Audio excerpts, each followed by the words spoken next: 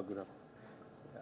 I I am from a department called Department of Administrative Reforms and Public Grievances. We look at reforms part of it, and urban sector is one part which really is looking forward for reforms, and we, in our own way, are playing a small role. This is just some facts before you. I was reading a book by Jeb Brugman, Welcome to Urban Revolution, How Cities Are Changing the World. I think anyone who is dealing with urban cities should read this book. It's a very, very good book, and it deals with, first it has given some facts that 21st century's greatest challenge, as you know, is how we improve our approaches to city building, and really in the next 30 years, India's population is going to double. So what the solution is, and what really the solution which we are looking forward in this to come out in this session is what they call is local urbanism.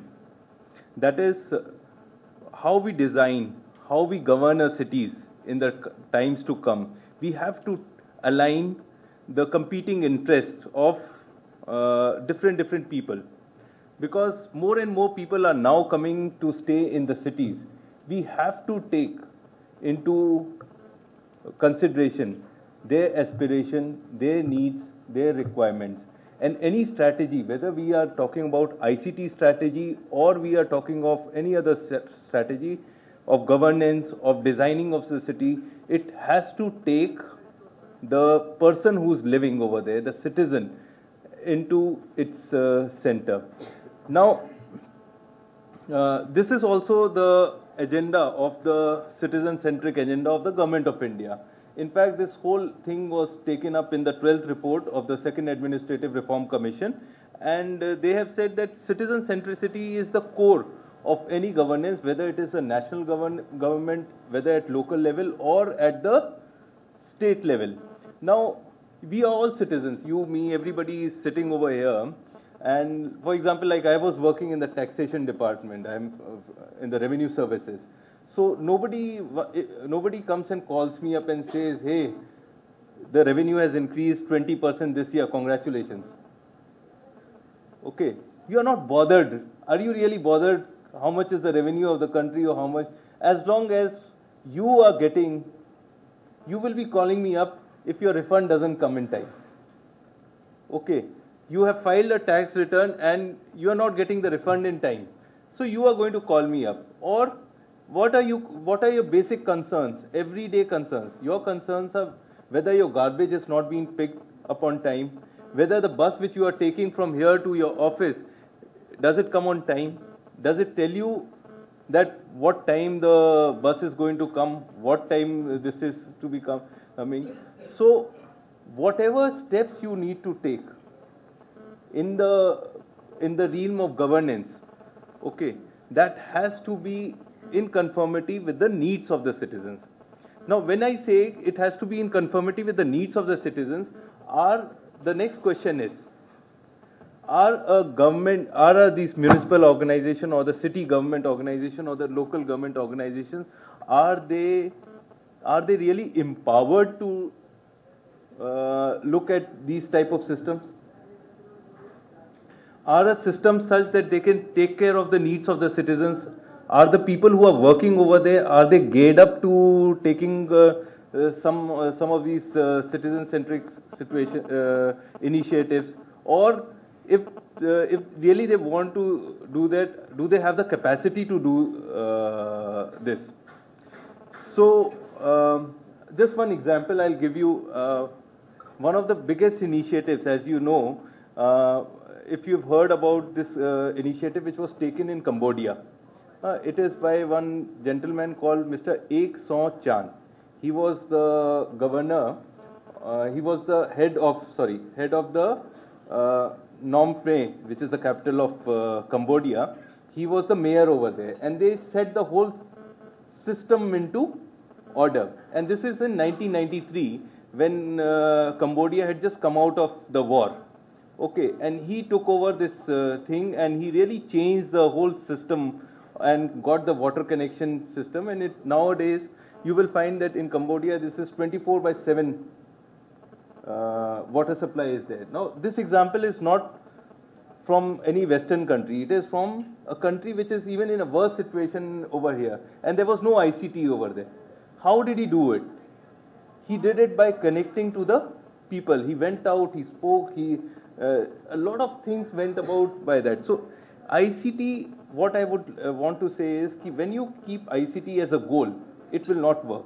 You have to take ICT from the point of view of the requirements of the citizens. And that integration really needs to be done, and that is what we sitting over here should come out with some type of solutions like this.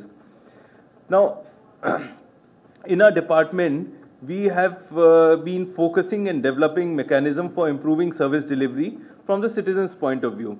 In fact, we have also developed a framework to assess and improve the service delivery.